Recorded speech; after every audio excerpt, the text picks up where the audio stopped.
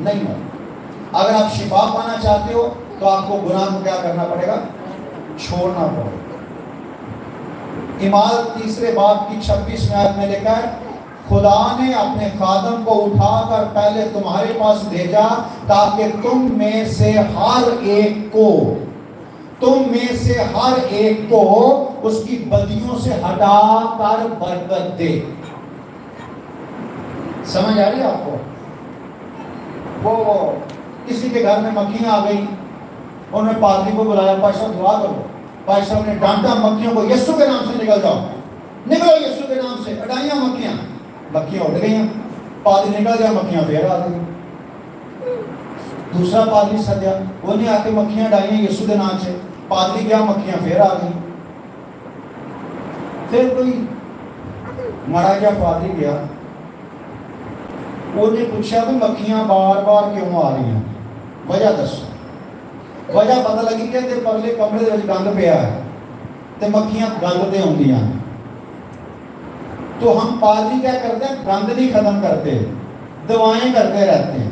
ہم گند ختم نہیں کرتے, دعائیں کرواتے رہتے ہیں. پادری میں دعا کرتے, چل دعا کے دن نکل جائے یسوع کے نام سے, لے آؤ جی بہن جی پھر 1000 روپیہ دیا. مکھیاں بہت زیادہ سی, وہ 1000 روپے تو لگے پر مکھیاں پھر آ گیا. اور وہ بہن کو تو میں 1000 روپیہ دے یا نہ دے, اپنے گھر کا گند صاف کر, مکھیاں خود ہی چلیاں جان. آمین. اپنے اندر کا گند صاف کرو, مکھیاں خود ہی چلیاں جان. اپنے اندر کا. میں پرنگی میں گیا کسی کے گھر, میرے جاننے والے تھے, وہ بہت روحانی تھے, مطلب کہ آخری روحانی تھے, سردار پہن کے کسی کے قبیلے کے تھے. تو جا کے بیٹھے تو وہ جو آنٹی تھی, ایسے اس سائڈ پہ بڑا صوفہ تھا, ایک سائڈ میری بیگم بیٹھی ہے, سینٹر میں میں بیٹھی, ادھر وہ آنٹی بیٹھی ہے. وہ آنٹی مجھے کہہ رہی ہے کہ اگر دیکھو اگر کسی کے اندر پاکرو ہو تو اس میں بدبو آ سکتی ہے. میں نے کہا ہاں آ سکتی ہے. کہنے لگی اگر کوئی کلام سنا رہا ہو چرچ میں تو اس میں بدبو آ سکتی ہے. میں نے کہا آ سکتی ہے. اگر کوئی بدبوؤں کو نکالے تو اس کے اپنے اندر بدبو ہو سکتی ہے. میں نے کہا بالکل ہو سکتی ہے. مجھے پاکرو نے بتا دیا تھا کہ اندر بدبو ہے. ان کے گھر جانے سے پہلے پاکرو نے بتا دیا تھا کہ اس کے اندر بدبو ہے, جن ہے اس کے اندر. تو اب وہ مجھے وہ تیار کر رہی تھی مینٹلی کہ میں مان جاؤں کہ تو کلام بھی سناتی ہے, تو ہاتھ رکھتی ہے, لوگوں کو غیر زبانیں بھی مل جاتی ہے, تو ہاتھ رکھتی ہے, لوگ شفا بھی پا جاتے ہیں, تو مطلب تجھ میں بدبو نہیں ہے. ساری باتیں کرنے کے بعد میں نے کہا جی دعا کریں. ہاں کرو. میں نے کہا ذرا نیچے بیٹھ جائیں. صوفے سے نیچے بیٹھے. ابھی میں نے کہا خداوند تیری تعریف ہو, بس میں نے تعریف کی نہیں تو اس نے اتنی زور نہ چیخ ماری کہ میرے بھی تراؤ نکل گئے. کیونکہ بھائی وہ اتنی روحانی بی بی اور ایٹی بڑی چیخا, تو ایک دم بال کھول دی اس نے. میں نے کہا ہاں جی کون ہے؟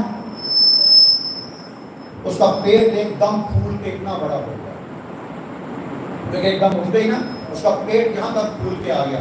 میں نے پیٹ پہ ہاتھ مارا یسوع کے نام سے, ایک دم اندر چلا گیا. میں نے کہا کون ہے تم؟ اس نے ایک پیر کا نام بتایا. میں نہیں بتاؤں گا کیونکہ وہ پیر بڑا جانا پہچانا پیر ہے, تو یہاں میں نے نام لیا تو وہ بڑی سٹوری بڑی دور تک گل جا رہی ہے. اچھا پیر ہے یہ بندہ جو ہے نا, یہ آن لائن چلاتا ساری باتیں. آپ یہاں پر جو 150-200 بیٹھے ہو نا, یہ اس کے ساتھ 500 لوگ بیٹھے ہوں گے. تو پھر وہ گل کہیں تھی میرے منہ کر کے میں ادھر پنڈوں کا ڈام, اس لیے ہم کسی کا نام نہیں لیں گے. پیر ہے, بہت بڑا پیر ہے ہمارے یہاں کا, کراچی کا. وہ کہتا میں ہوں. میں نے وہ لانتی تو کہاں سے آ گیا؟ کہنے لگا یہ میرے پاس آئی تھی, اس کے بیٹا نہیں ہوتا تھا تو یہ بیٹا لینے کے لیے میرے پاس آئی تھی. ہو جایا کرو, جاؤ مینو بھی تھوڑے اندر پیر آئے گا, میرے اندر تھوڑی آئے گا. کہہ رہا میرے پسند آ گئی تے میں ادوں لے کے کول آ. میرے کو گئی سی, کسی نے کہا سی کہ 100 انڈے توڑ کے سمندر سے پھینک, 100 انڈے توڑ کے سمندر میں ڈال تو تیرے بیٹا ہو جائے. 100 انڈے توڑنے کا مطلب پتہ کیا ہے؟ 100 زندگیوں کو مارنا, 100 جانوں کو